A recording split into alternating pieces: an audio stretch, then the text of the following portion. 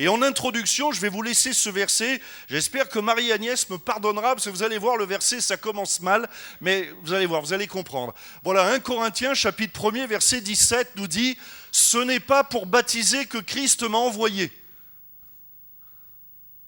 Bon, les gars, on va aller jouer au Monopoly. Alors, bon, on va expliquer. Ce n'est pas pour baptiser que Christ m'a envoyé. C'est l'apôtre Paul qui le dit. Et je pourrais reprendre ces mêmes paroles d'ailleurs. C'est pour annoncer l'évangile. Et cela sans la sagesse du langage, afin que la croix de Christ ne soit pas rendue vaine. Car la prédication de la croix est une folie pour ceux qui périssent, mais pour nous qui sommes sauvés, elle est une puissance de Dieu. Amen. Alors évidemment, ça demande explication parce que quand Paul dit ce n'est pas pour baptiser que Christ nous a envoyés, nous les prédicateurs de l'évangile, c'est vrai. Pourquoi ? Dans quel sens c'est vrai ? Eh bien simplement parce que avant le baptême, vous allez comprendre que le baptême dans nos églises évangéliques, ce n'est pas un sacrement. C'est pour ça que nous ne baptisons pas les bébés et les enfants. Nous baptisons, et je précise bien, des hommes et des femmes, même si ce sont des jeunes filles ou des jeunes hommes, nous baptisons, je le précise, des hommes et des femmes qui ont compris, qui ont déjà entrepris une démarche de foi, c'est-à-dire qu'il y a eu dans leur cœur déjà le message de la croix qui a percuté leur vie. D'ailleurs, dans le témoignage, c'est pour ça qu'on demande à nos baptisés de rendre témoignage. Le baptême, au fond, comment vous dire, n'apportera rien, Marie-Agnès, aujourd'hui. Le baptême n'est pas une bénédiction en soi, bien que, quand quelqu'un se fait baptiser, Dieu le bénit. Ça va ? Ça va, vous avez suivi ? Mais ce n'est pas le baptême qui appelle la bénédiction. Le baptême, bibliquement, c'est l'engagement d'une bonne conscience. Vous allez comprendre que Marie-Agnès n'est pas arrivée ce matin en disant « Bon, elle a vu le pasteur Pierre Drevon dire « Ah bon, au fait, j'ai vu de l'eau, il y a un baptistère, il y a un trou, si l'eau est chaude, je me fais plonger. » C'est pas ça du tout. Ça fait des mois, je crois même, ça va faire un an, quelques mois, 6 mois. Ouais, c'est parce que je comptais en euros, c'est pour ça, voilà. 6 mois, 7 mois, qu'elle a entendu le message de l'évangile et puis qu'une réflexion s'est faite, la foi est née, et puis une vie d'église a commencé, et puis la foi a été nourrie au travers de l'enseignement de la parole de Dieu, au travers de ses prières personnelles, au travers de ses lectures personnelles de la parole de Dieu dans nos églises évangéliques.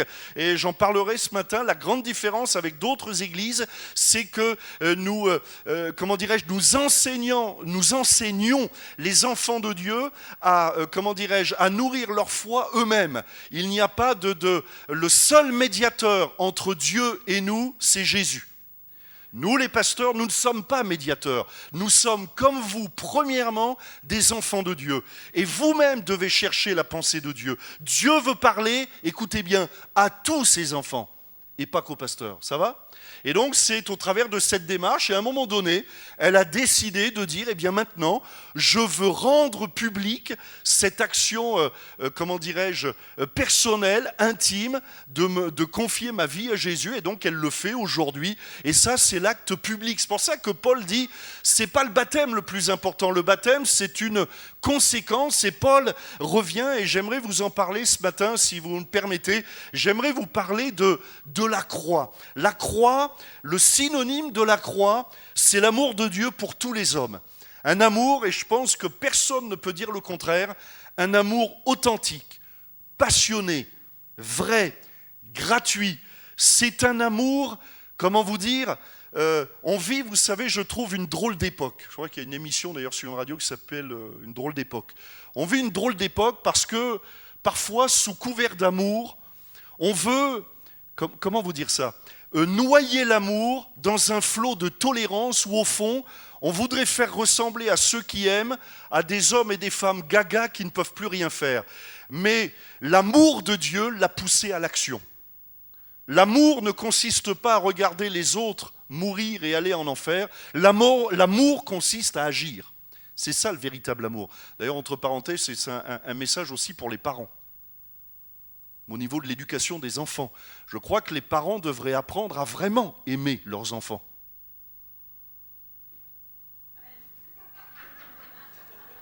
Eh ben oui. L'amour consiste pas à dire « Ah ben mon gamin, il va grandir. » Ben oui, ça c'est sûr qu'il va grandir, ça t'y peux rien.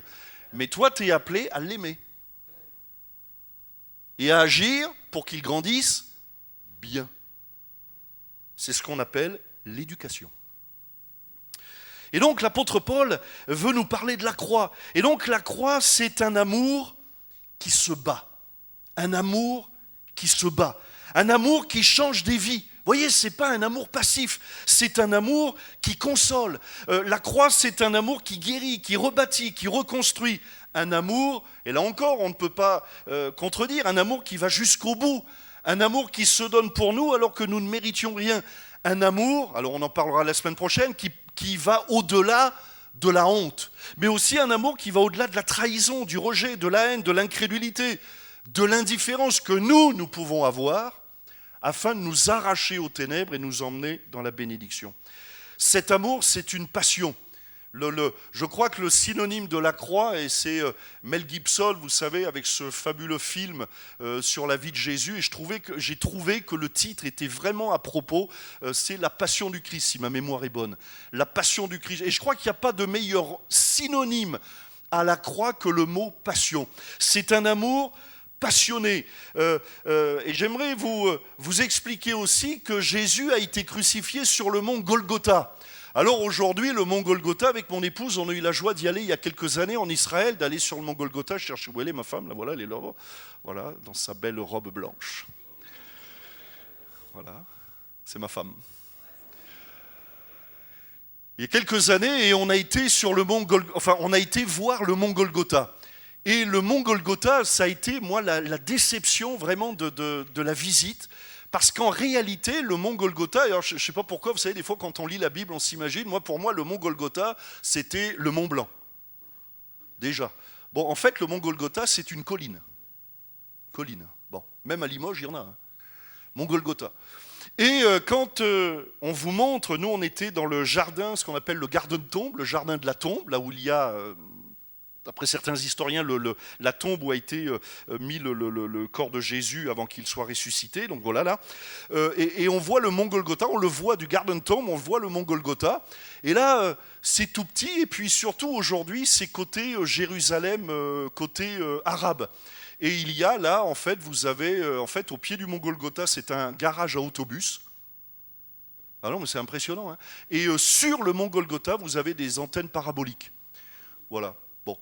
Et je me suis renseigné et la Bible nous explique qu'à l'époque de Jérusalem, à l'époque de Jésus plutôt, Jérusalem, les murs de Jérusalem s'arrêtaient avant le mont Golgotha. C'est-à-dire que le mont Golgotha était en dehors des murs de Jérusalem.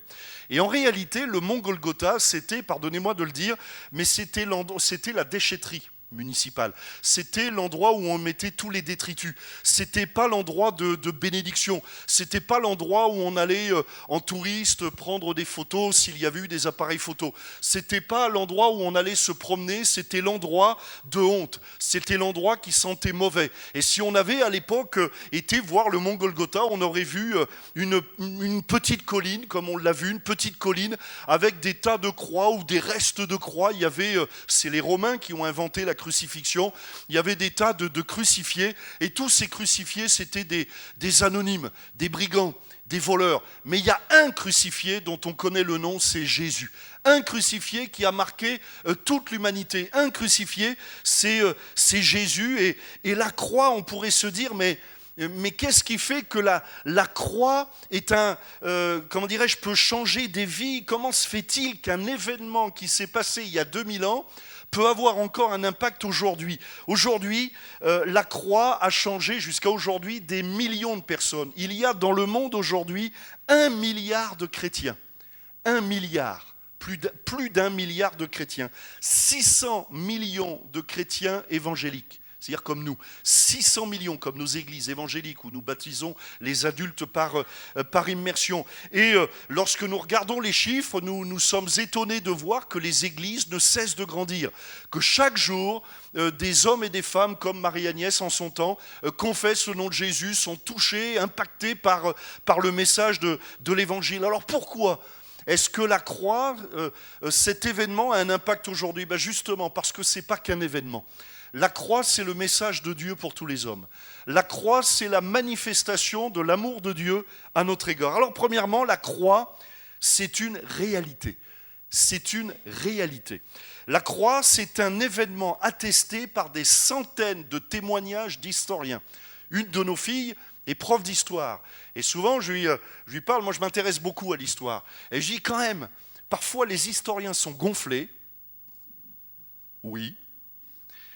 Parce qu'ils sont capables de tirer toute la vie d'un homme qui a vécu des siècles sur la base de 5 écrits. Et personne ne conteste. J'aimerais vous dire que la Bible, ce que nous avons entre les mains, est le fruit de milliers de fragments qui ont été retrouvés depuis des milliers d'années. Des milliers. J'aimerais vous dire que concernant la vie de Jésus, ce ne sont pas 5 écrits qui nous parlent de la vie de Jésus, mais ce sont des centaines de témoignages d'historiens qui nous rapportent la vie de Jésus.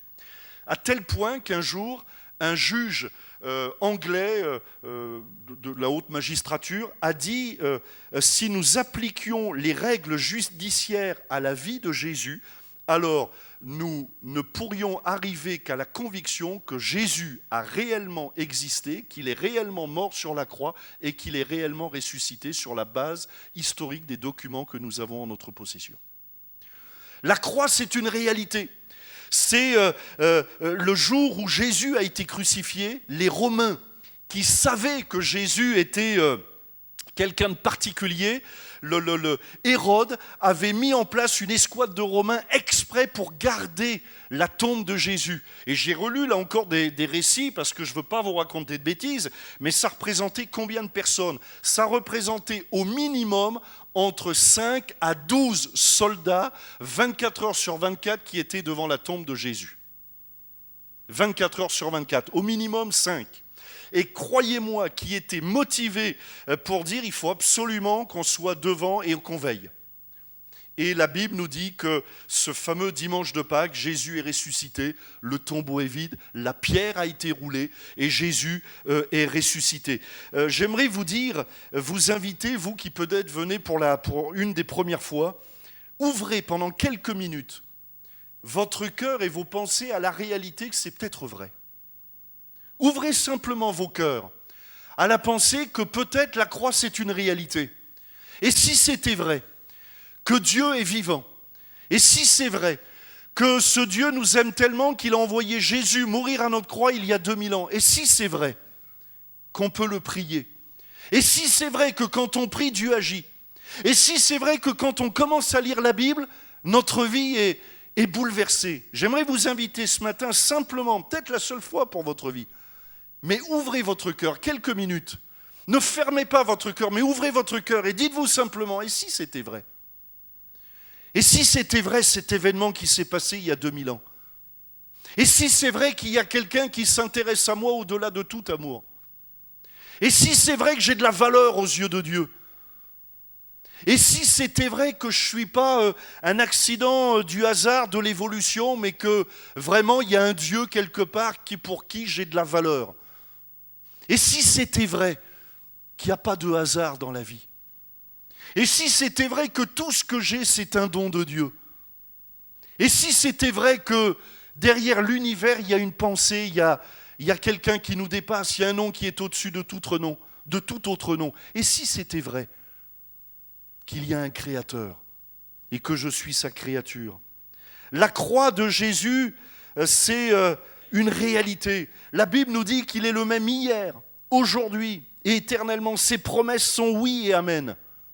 Les hommes, voyez-vous, même les hommes les plus puissants du monde, je me souviens de ce président dans ses élections, c'était Barack Obama avait eu, je me souviens, c'était sympa son slogan « Yes, we can ».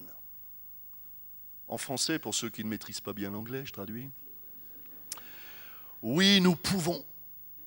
Et c'était beau ce slogan. C'était beau, c'est beau. Ouais, on peut les gars. On va y aller.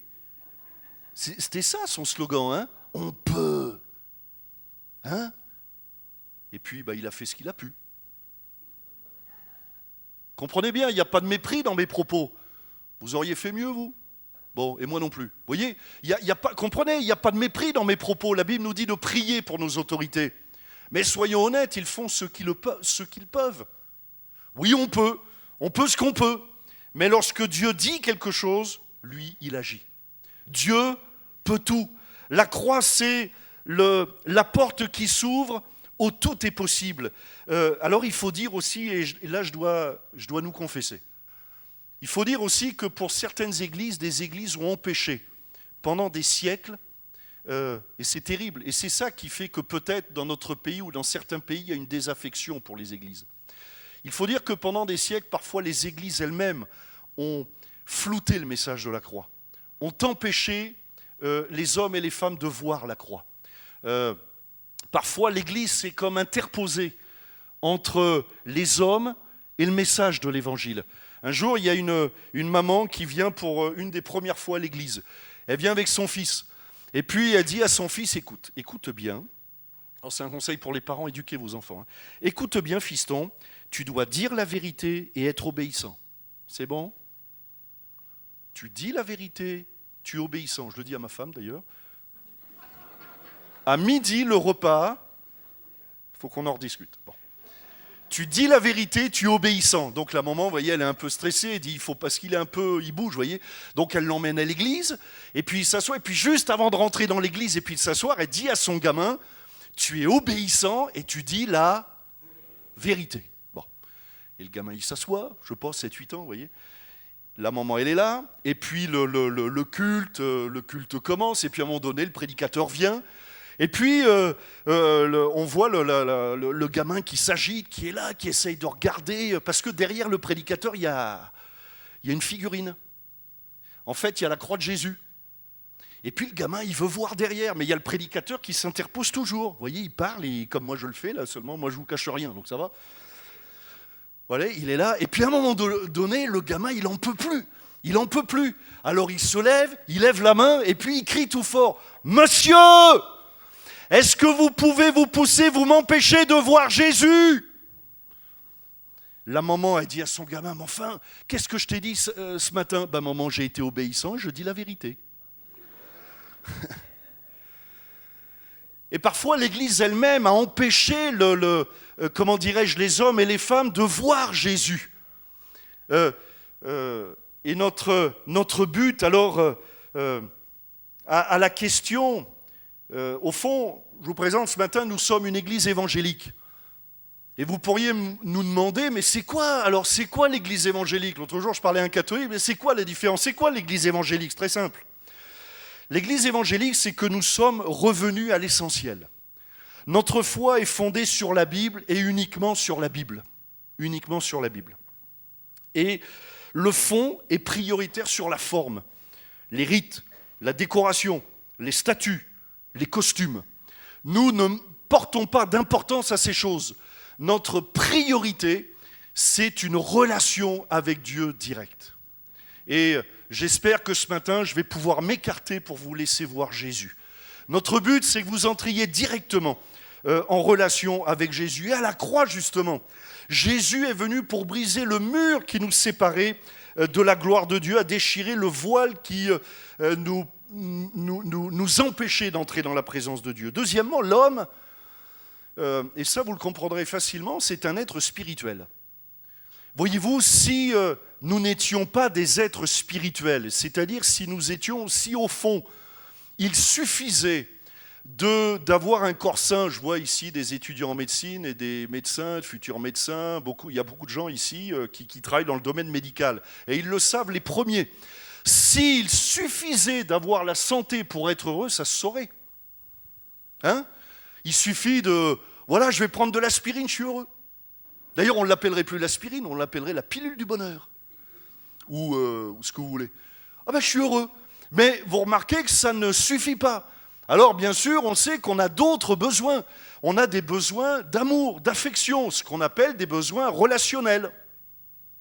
Ce qu'on va appeler, en d'autres termes, pour prendre un mot médicalisé, des besoins psychologiques. J'ai besoin de psychologie. J'ai des besoins. J'ai besoin comment dirais-je, que mon identité, et d'ailleurs mon identité, entre parenthèses, va se construire aussi au travers du regard des autres.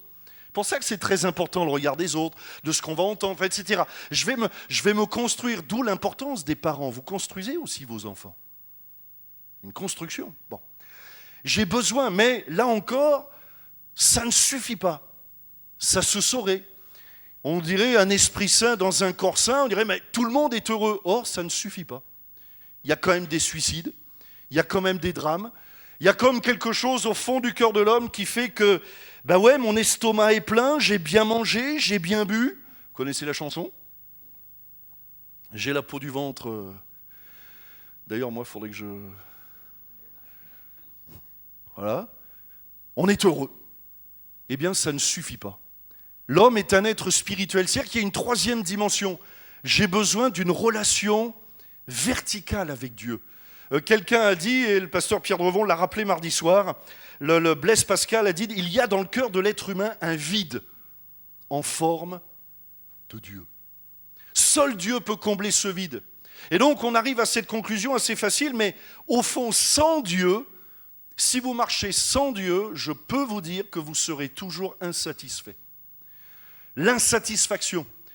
L'insatisfaction, c'est cette arme qu'utilisent les responsables du marketing. Ils savent créer des besoins qu'on n'a pas. C'est extraordinaire. Hein. Moi, je travaillais dans le commercial avant, donc je connais bien le principe. C'est-à-dire qu'ils se servent de l'insatisfaction que j'ai pour vendre quelque chose. Allez Thierry, je vais te vendre ça. Moi, je suis capable de vendre des congélateurs aux Esquimaux.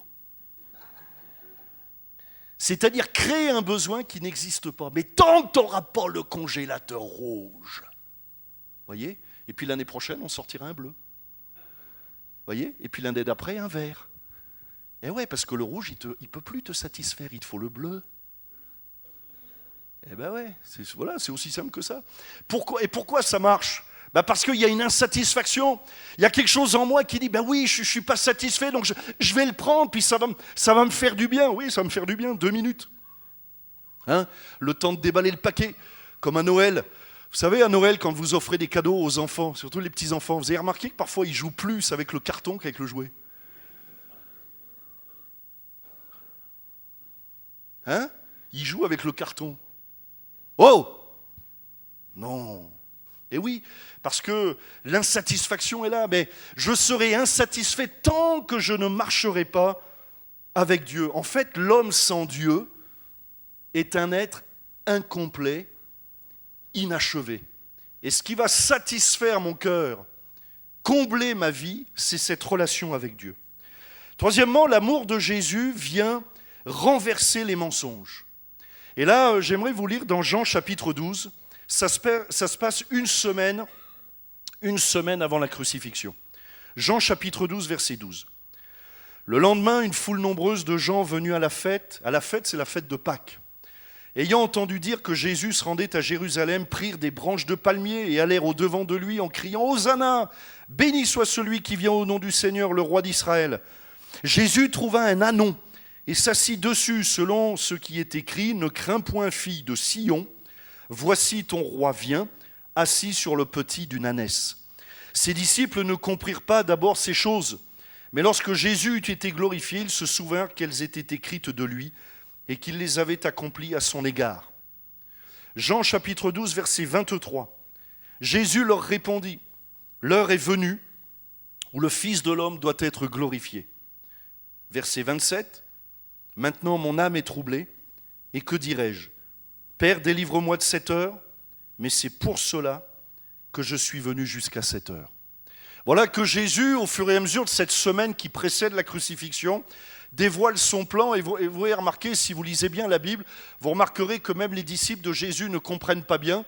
Et même, vous savez, cette histoire de branches de palmier, tout ça, vous savez à qui étaient réservées ces célébrations ? Aux vainqueurs qui revenaient de guerre. Quand les vainqueurs, les soldats, les Thierry, Garçonneau revenaient de guerre, enfin toi, t'as pas trop... il a perdu ses cheveux, c'est tout ce qu'il a. Voilà, bon. Bon. Quand les soldats revenaient de guerre en vainqueur, on mettait des branches de palmier et c'était, waouh, on les célèbre. Et donc, les disciples, les premiers croyants, si vous voulez, enfin ceux qui croyaient en Jésus, mais ils croyaient mal en Jésus. Ils croyaient en un Jésus qui allait renverser le monde par la force politique, par la force des armées, ils croyaient que c'était un révolutionnaire, quoi. Au fond, un révolutionnaire armé qui allait venir et puis renverser Hérode, renverser Pilate, renverser César, et qui ait plus cette domination romaine sur Israël. Mais voilà que Jésus, eh bien, ne répond pas à leurs attentes parce qu'il va s'asseoir sur un ânon. Non mais imaginez la scène. Les guerriers, quand ils revenaient, ils étaient sur des chevaux. Même des chevaux, je ne sais pas à l'époque si déjà ils étaient carapassonnés, enfin tout ça. Enfin, oui, si, des chevaux. Oui, chevaux. Puis je m'imagine. Ma femme qui m'admire au loin. Mon héros revient. Bon, voilà. Bon. Et là, voilà que Jésus s'assoit. Alors déjà, un âne. Imaginez la scène. Mais là, c'est même pas un âne, c'est le petit d'une ânette, un ânon. Donc on pourrait presque dire, les pieds ils touchent par terre. Mais imaginez la scène, c'en est presque, pardonnez-moi de le dire, mais presque ridicule. Et voilà que Jésus vient, pourquoi ? Parce qu'il fallait qu'il vienne comme ça, parce que Jésus ne vient pas pour renverser un monde politique, il vient pour changer des cœurs. Il vient pour renverser des tables, et c'est à cela que j'aimerais vous amener ce matin. Jésus est l'agneau de Dieu qui vient ôter le péché du monde. Et à la Pâque, souvent, même chaque fois, Jésus a renversé des tables. 2 ans avant cette Pâque-là, il y a une autre. Tous les ans, il y a Pâques. 2 ans avant, à la Pâque, Jésus a renversé la table des changeurs dans le temple. C'était 1 semaine avant Pâques. 2 ans avant. Jésus rentre, arrive, c'était la fête de Pâques. Et voilà que Jésus voit des vendeurs dans le temple. Et Jésus se met en colère parce qu'il y avait de la magouille. Les gens, pourquoi il y avait des vendeurs et des changeurs ? Il faut que vous compreniez. C'est qu'à la fête de Pâques, tout le peuple d'Israël est convié à venir à Pâques. Et il fallait, pendant les fêtes de Pâques, sacrifier des animaux. Mais vous comprenez que quand on faisait des kilomètres à pied, pour beaucoup de gens, c'était pas facile de venir avec son bœuf, avec son animal. Donc il venait à la table des changeurs et il disait, ben voilà, je vais acheter un agneau. Et le changeur disait, bon, ok, pour l'argent que tu me donnes, on va sacrifier un agneau. Seulement, ce que les vendeurs faisaient, c'est que souvent, ils se gardaient l'argent et ils sacrifiaient rien du tout. Et donc, Jésus arrive, et lui, il sait, il connaît cette mentalité de mercantile, et il dénonce ça, et il dit, et vous connaissez ce texte, ma maison sera appelée une maison de prière, et vous en avez fait une caverne de voleurs. Et Jésus va renverser des tables. Mais en fait, ce jour-là, Jésus renverse l'étape du mensonge, renverse l'étape de l'hypocrisie, renverse l'étape de tout ce qui nous empêcherait de nous approcher de Dieu. Et Jésus dit, la maison de mon Père, c'est une maison de prière. Et j'aimerais vous dire que nos églises sont des maisons de prière. Venez le mardi soir ici. D'ailleurs, c'est pas que mardi soir, foi et miracle, hein. C'est tous les mardis soirs, foi et miracle. Et c'est toutes les réunions, foi et miracle. La bénédiction de Dieu est là. Pourquoi ? Parce qu'ici, c'est la maison de Dieu. Pourquoi je me permets de vous dire que c'est la maison de Dieu ? Pas parce qu'on est les meilleurs, mais parce qu'on prie Dieu. Parce qu'on se tourne vers Dieu. Mais vous savez, la bonne nouvelle, c'est que votre maison à vous peut devenir la maison de Dieu. Il vous suffit de vous tourner vers Dieu, d'accepter Jésus. Et Jésus renversera l'étape de l'hypocrisie, de la malédiction. Jésus renversera l'étape du mensonge et établira l'autel de la foi, du miracle, de la bénédiction. Et puis l'année d'avant, donc 1 an avant, cette fois, Jésus a fait un autre renversement. Il a renversé la haine, la fausseté, la vanité. Mais là, ce jour-là, il va renverser le mysticisme et la fausse religion. Et donc l'année d'avant, donc 1 an avant la Pâque où Jésus va donner sa vie, 1 an avant, Jésus va aller à la piscine de Bethesda. Et c'était encore une fois aux alentours de Pâques. Et voilà que Jésus rentre dans cette piscine de Bethesda. Vous savez ce qui se passait dans la piscine de Bethesda ? Il y avait une légende qui disait que quand un ange touchait l'eau, le premier qui y allait était guéri après que l'ange ait touché l'eau. Mais c'était une légende, c'était une fable, c'était de la superstition. Vous avez remarqué que souvent la superstition, elle est liée à la religion. Par exemple, il ne faut pas être 13 à table. Ça vient du repas de la Seine où ils étaient 13. Je me souviens, moi, quand j'étais gamin, quand on mettait le pain sur la table, il ne fallait pas le mettre à l'envers. Et puis des fois, avant de le manger, on fait le signe de croix. Mais je vais vous dire, ça n'enlève pas le sucre et le sel. Si vous mangez trop de pain, ce n'est pas bon non plus pour la santé. Vous voyez, on mélange souvent la superstition et la religion. Et ce jour-là, Jésus a renversé la table de la superstition. Elle dit, mais il n'y a pas d'ange qui soit, il n'y a pas d'eau qui bouge. C'est pas l'eau qui va bouger, c'est le ciel qui bouge quand on se tourne vers Dieu. Et Jésus, ce jour-là, a guéri un homme qui était malade depuis 38 ans.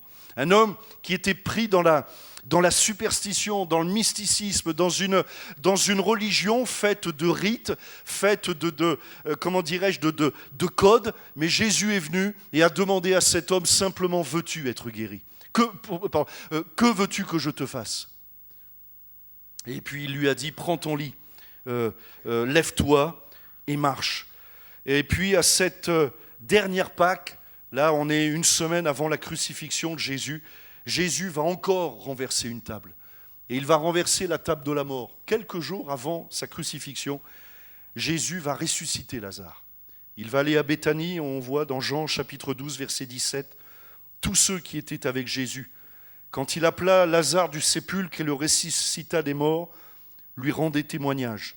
Et la foule vint au-devant de lui parce qu'elle avait appris qu'il avait fait ce miracle.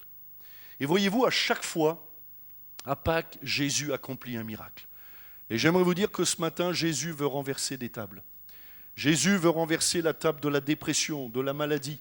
Jésus veut renverser la table du mensonge, de l'hypocrisie, d'une religion vaine. Jésus veut renverser toutes ces tables pour établir l'autel de la foi, de la bénédiction. Lorsque Lazare est ressuscité, bien sûr, c'était important pour Lazare qu'il soit ressuscité pour consoler le cœur de Marthe et de Marie, les sœurs de Lazare, bien sûr. Mais ce n'était pas que ça. C'était aussi pour dire au peuple, tout est possible à celui qui croit. Jésus est même venu à la croix du Calvaire pour vaincre la mort. La preuve, c'est qu'il ressuscitera le 3e jour. La preuve, c'est que ces soldats romains ne pourront que constater que le tombeau est vide. La preuve, c'est que Jésus est réellement ressuscité. La preuve, c'est ça, j'aime le dire souvent, c'est que le christianisme est fondé sur un tombeau vide.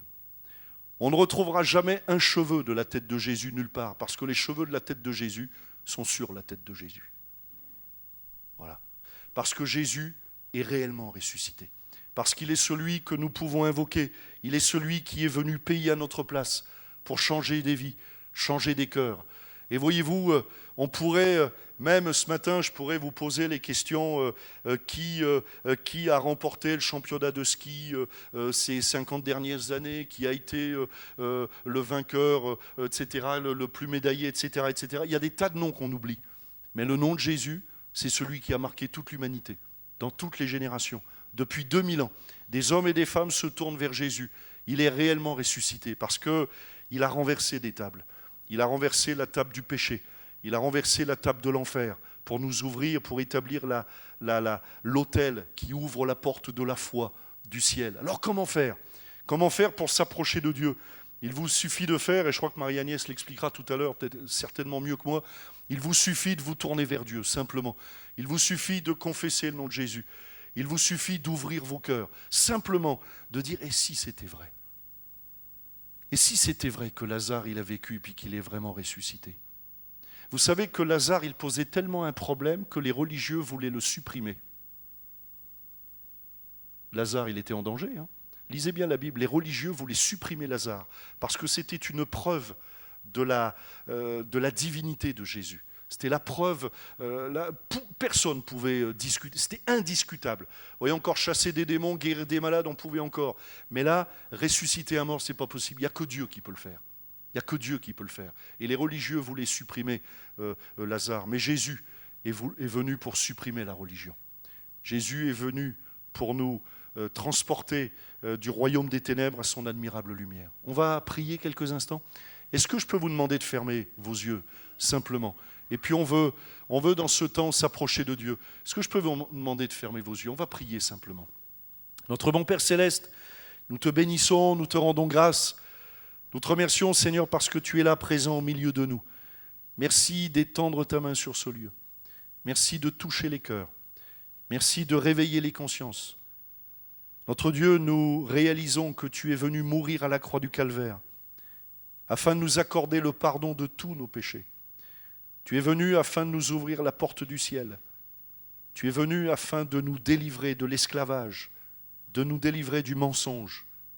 Tu es venu, Seigneur, pour que nous vivions dans la vérité, que nous connaissions la vérité, que nous te connaissions, toi. Merci d'étendre ta main maintenant.